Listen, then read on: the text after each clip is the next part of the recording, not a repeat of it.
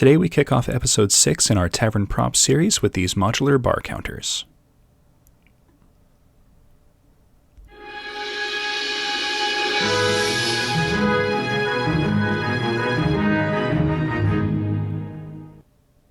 So for our materials today, we're going to use some of these tumbling tower little mini Jenga blocks from the Dollar Tree, a couple of rectangular barbecue skewers, a couple of tongue depressors or craft sticks, and a few matches. Alright, so we're going to use the Jenga blocks as kind of our foundation for the build. And these are going to have some legs on them, and for the legs we're going to use our barbecue skewers. So what we're going to do is kind of measure out and mark the skewers so that we can cut them to be flush with the top, bottom, and side of our little block here.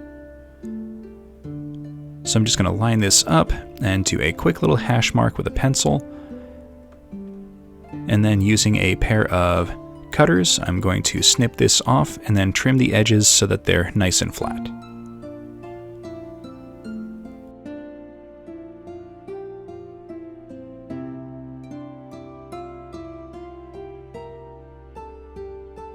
So now we're going to make our countertop, and since we've got our little pieces cut, we're going to use those kind of as a guide.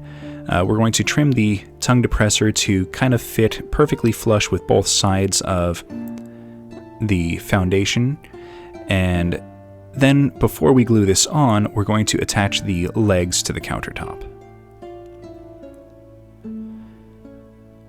Now I'm doing this in this order for a very specific reason, and that'll become a little bit more clear as we go on.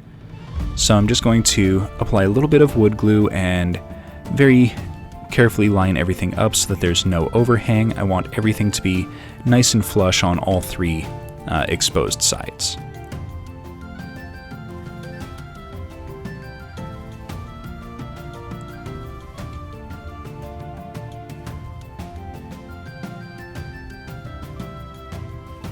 Alright, use the cutting mat to kind of make sure everything is squared up and even. And now we can go ahead and attach our countertop. So I'm going to apply a decently liberal amount of glue and just kind of use the legs as a guide to kind of line up the back end of the counter to kind of be flush with the back side. I want an overhang on the front, but not the back. So now we're going to clean up the extra glue with a toothpick, just kind of make everything a little bit more neat. We don't want any kind of drips or glue clumps as this starts to dry. So now using a matchstick, I'm going to cut off a bunch of 1/2 inch lengths and then trim them at a rough 45-degree angle on both sides. This is going to become a little bit of bracing framework for the countertop. Now this doesn't serve any functional purpose really, but it looks a little bit cooler and gives a little bit of extra detail. So I'm just going to kind of hold this with a set of tweezers. You can also just kind of dip this into some glue, but once I've got the glue applied, I'm going to just kind of fit it into place, and off camera I will do this on the other 3 corners.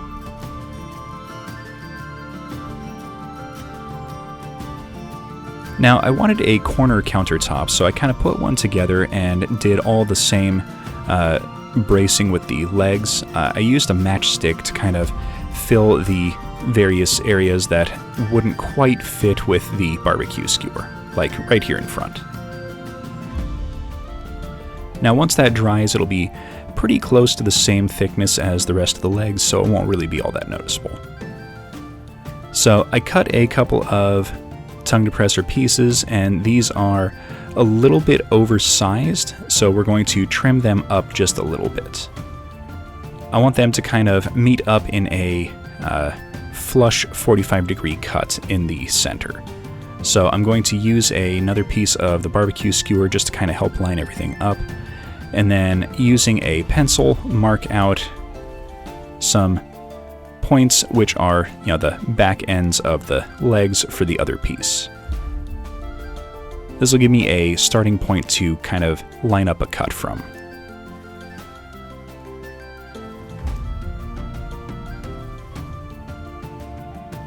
And then I will do the same thing with the other one.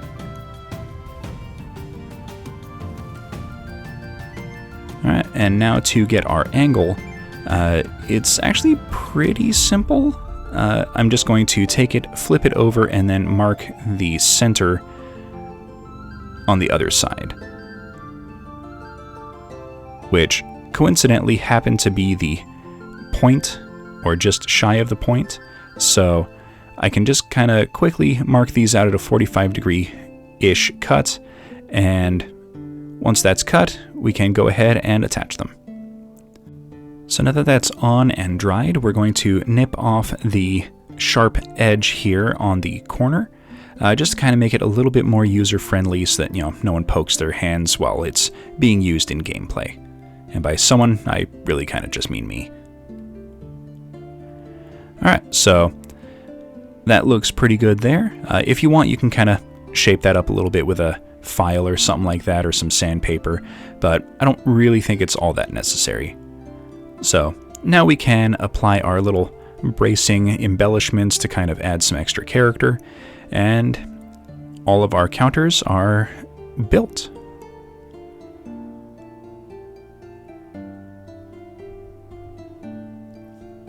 Now, I wanted a little bit of extra modularity, so I made 2 corner pieces and 2 straight pieces.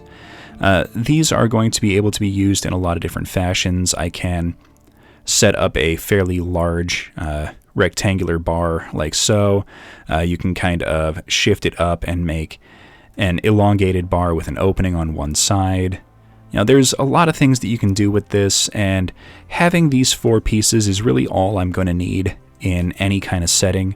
I can even take the small ones and use them in little house settings for little random buildings that the players might walk into. Alright, so I took those out and spray primed them with a flat brown camouflage paint from Krylon. I love this stuff. It works really nice as a spray primer for like a raw umber, or just kind of a really flat dark brown. So now we're going to do a dry brush with some raw sienna, just kind of like we've done with all of the other wood pieces for the Tavern series. And as you can see, we still get that nice little grain structure that I kind of really love for all of my little wooden crafts here.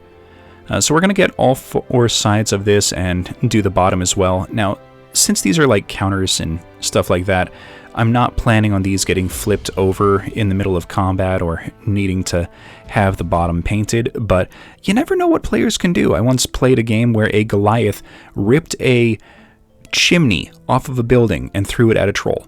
I'm going to say that again so that you understand what it is that I said. He ripped a chimney off of a building and threw it at a troll.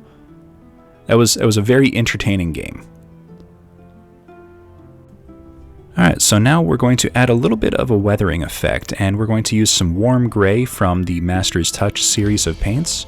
You can also do like a kind of a really dull tan for this, but we're doing just kind of a very light dry brush and focusing on the edges of the counter and the edges of the supports and the legs, just to kind of give it a nice worn, weathered appearance.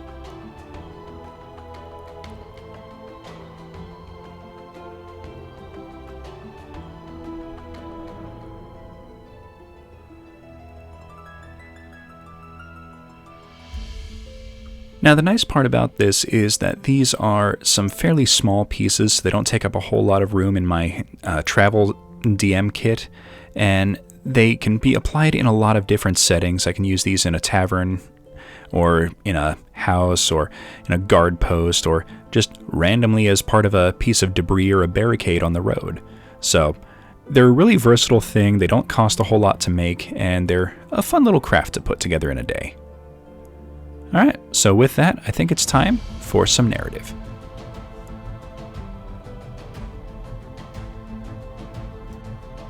Having finished your annual assessment quest at the Adventurers Guild, you decide to unwind at the Half-Full Cup, your favorite tavern in the city. Halfway through your drinks, you hear screams and the sounds of combat from outside. The sounds are slowly getting closer. As you begin to rise from your seats, the tavern door explodes inward as the building's front wall begins to crumble, revealing a wounded Minotaur. You recognize him from your quest, and it would seem that the falling tower didn't kill him after all. roll for initiative. Alright, that's going to be it for today. Tune in next week for episode 7 in our Tavern Props series, where I show you how I made these little kegs. So thank you everyone so much for watching. Please hit that like button, subscribe for future content, comment in the comments section, let me know how I'm doing, and we will see everyone next episode.